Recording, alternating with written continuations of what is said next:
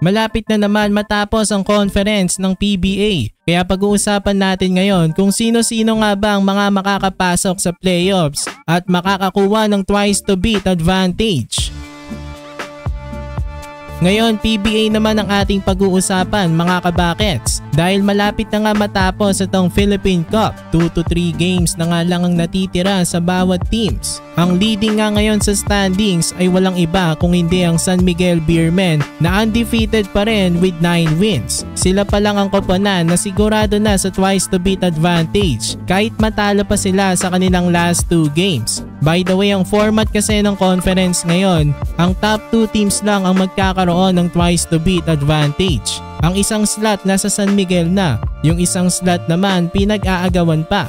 Currently number 2 ang Ginebra ngayon pero may chance pa silang maagawan ng NLEX Road Warriors sa spot na yan. Sa last game kasi ng Ginebra, makakalaban pa nila ang NLEX. Pero itong NLEX bago nila makaharap ang Ginebra, makakalaban muna nila ang Rain or Shine at nakatutok nga dito ang Ginebra dahil pag natalo ang NLEX dito, mananatiling top 2 ang Ginebra kahit pa matalo sila sa kanilang last game kontra dito sa NLEX. Yung top 3 to 9 ay tabla-tabla ng panalo pero need pa rin ng mga ito manalo kahit na ba wala na silang chance sa makapasok sa twice to beat dahil iniiwasan ng mga ito na mapunta sa 7th o 8th spot dahil makakatapat ng team na babagsak dyan ang San Miguel at Ginebra. So kung hindi makaabot itong NLEX sa Ginebra, okay pa rin naman sa kanila basta hindi sila babagsak ng 7th o 8th seed kasi wala namang home court advantage sa PBA. So kahit maging 6th seed ka lang, malaki ang chance sa manalo dahil best of 3 series naman yan.